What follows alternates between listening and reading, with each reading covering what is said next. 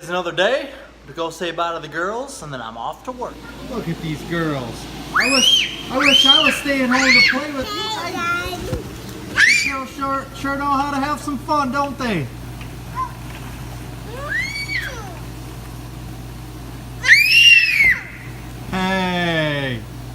Hey now. We don't need any of that. Woo! All right, we'll see you later. Okay, so I'm heading into work now. I'm gonna make a little pit stop before then. I'm gonna pick up my lunch and save a little time, grab it on the way in. That way I don't have to run out. And as some of you that have been watching may know, I like to sing. I don't always know the words. In fact, usually the words are wrong when I'm singing, but I usually have the melody right, so hopefully that kind of makes up for it. But you know that show Cheers that used to be on. Sometimes you gotta go where everybody knows your name.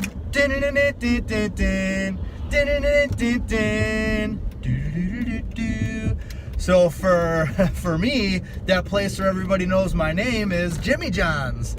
It's funny because every time I walk in there, and it's a little early right now, so there might be a different crew working than what's normally working on the lunch shift, but I will literally open the door, walk in, and they hand me my sub. It's so funny. And I mean, I still have to pay for it, of course, but it's just really cool and flattering. Thank you, Jimmy John's. And I'm talking about the location on Highway 20 and Green Bay Road. You guys are awesome there. If anybody from Jimmy John's is watching, that is the best Jimmy John's to go to. The service is impeccable. So I'm gonna stop there right now and get my sandwich. Where everybody knows my name, Jimmy John's.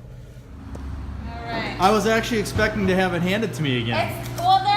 They saw you coming in there, so they were working I'm on just it. kidding. I'm kidding. Okay, so they were working on it that time at least.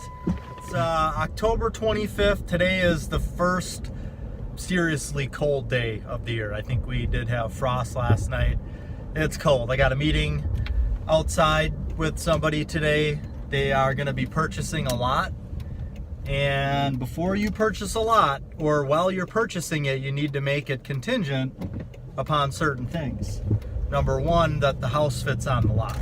So we just got some survey drawings done with the blueprint that this client would like to build on the lot. So I had my surveyor take the footprint of the blueprint, the foundation plan, and actually show it on the lot. And that way we know that it fits.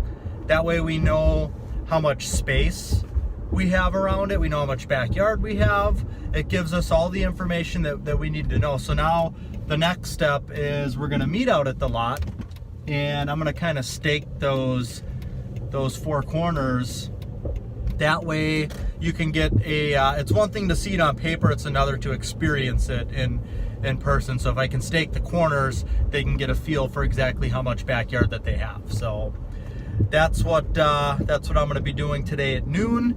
I've got a meeting at 2:30 with a developer. So I am listing and marketing lots in a subdivision that we've built quite a few homes in. And just as of recent, a developer purchased it, and he's just completing the first phase of lots. There's 8 of them, and we've sold, I should say, I've sold 5 out of the 8 lots left. So there's 3 that are left. And these are $100,000 lots, which is definitely a big price shift in our area. Any of the existing lots that are out there right now, so lots that were developed 10, 12 years ago, the lot prices are still in the 50s, 60s, some of them in the 70s. Any of the new lots that are coming out onto the market now that are just being developed are going to be into that, $80,000 plus price point. So before these lots hit the market, I will admit I was a little concerned that people weren't going to be able to make the jump, for the gap between existing prices where they are now and the new prices. But it's a neighborhood that a lot of people want to be in. They realize the value of the lots. They're nice lots, so that's what it's going to be. He's working on developing phase 2, which is all kind of the planning process. Those will get started sometime next year. He wants to meet today about phase 3, so I'll let you know what that's all about. I'm kind of curious myself. One of the other meetings I have today is with my selections coordinator, Pam. So Pam does the selections for all of the clients that we build for. So I basically meet with the client, help them put their plan together, their pricing together, and then once blueprints are finalized, contracts finalized, then Pam meets with them to help them through the selections process. And there's always a lot of questions that come up during the meetings and information that she needs in order to get back to them. So that's what we're going to meet about today. We do that, try to do that once a week. I have a meeting this morning with Zach, and so Zach's my administrative assistant, my administrative specialist, I should say. So he's helping me with pretty much everything that I do, real estate wise, new construction, marketing, Facebook, YouTube, I mean, you name it.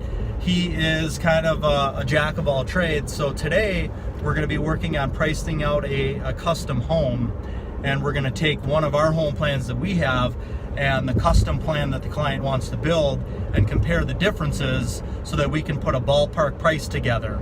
Then give them the ballpark price. If it's in the ballpark, if they're good with the ballpark, then we proceed to having a full set of blueprints drawn up, and we move into the, then we can send it out and get exact numbers for the home. So doing more new construction stuff today than real estate, but that changes day to day.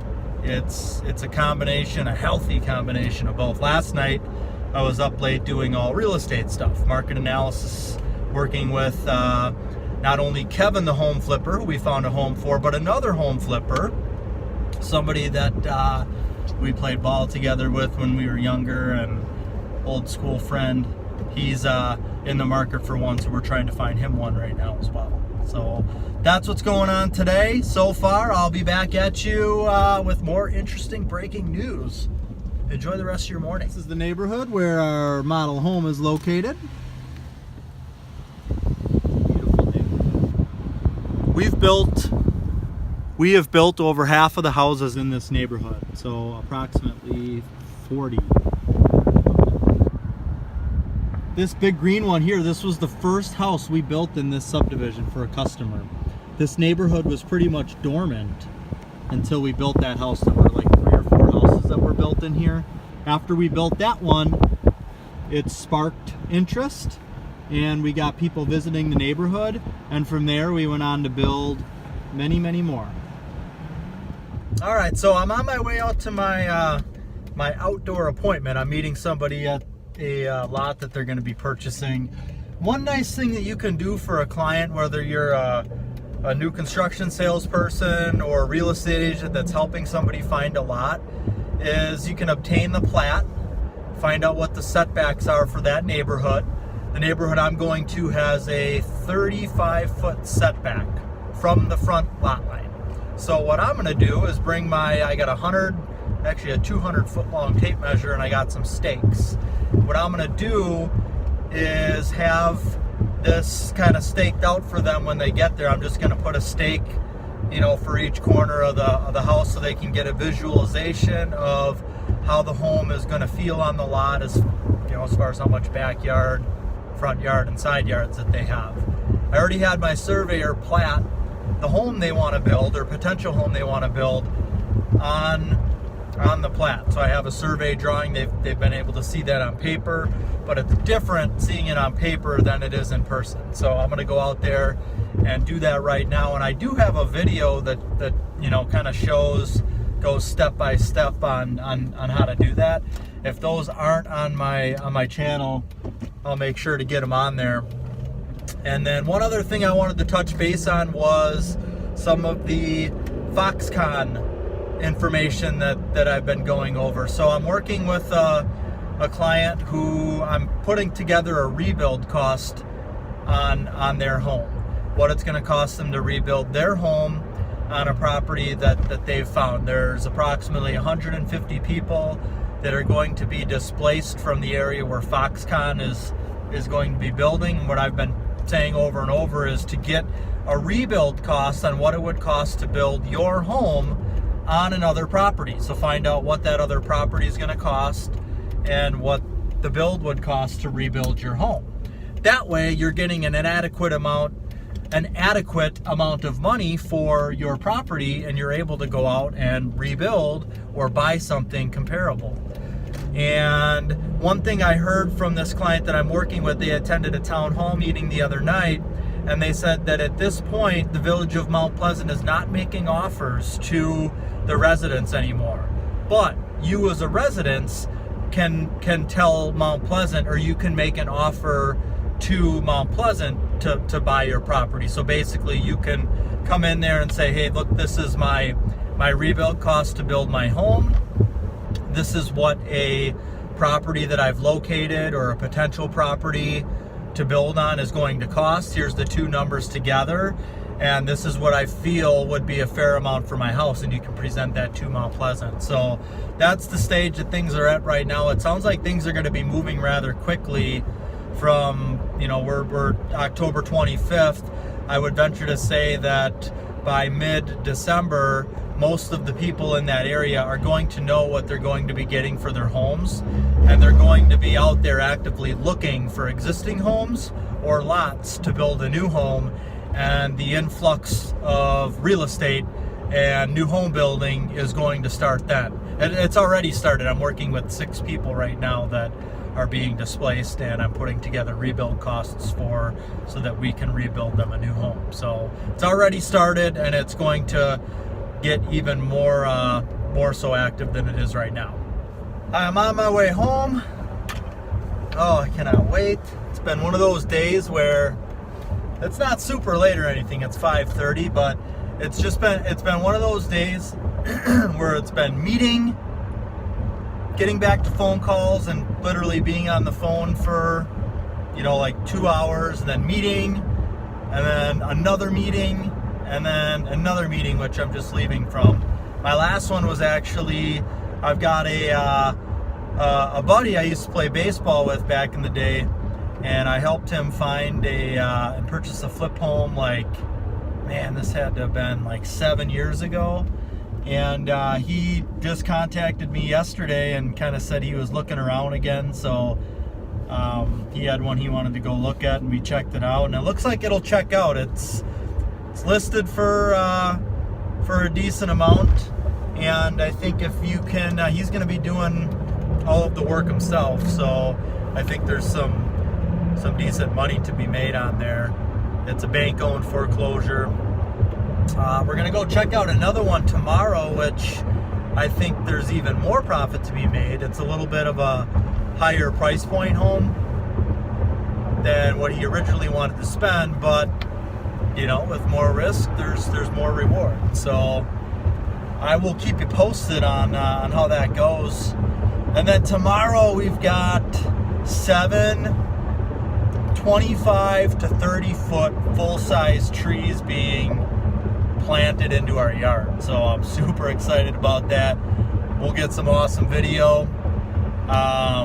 Again, check out my wife's channel. Casey Lynn Lawrence is the name of her YouTube channel, and we do all of our family stuff on there. That's where we'll probably have the videos of the trees being planted. But it's like a truck the size of a semi, and it's got this huge, looks like a metal cone on the back of the truck, and it opens up, the cone opens up, and it sticks into the ground, and it takes out a big round chunk of the earth that is 5 feet in diameter by like 5 to 6 feet deep. It plucks out that plug, sets it aside, and then, well, actually, no, he takes that back with him, and then he brings it back to his tree farm, drops it off, plucks a tree out of the ground, and then brings the tree, plants it in the hole, and voila, instant gratification. I got myself a 30-foot oak tree. So I'm really looking forward to that. That's going to be really cool. We've done 1, 2, 3, 4, 5. We got 5 big ones like that in the yard now. So it's just kind of cool to get a few nice staples in the property and then can plant some other, you know, medium-sized ones in the mix as well. But all right, I'm starting to blab. I'm gonna let you go for now. All right, it's time to relax, call it a night. We'll be back at you next time. Thank you. Again, if you find this interesting or helpful, please share. I'd really appreciate it. God bless.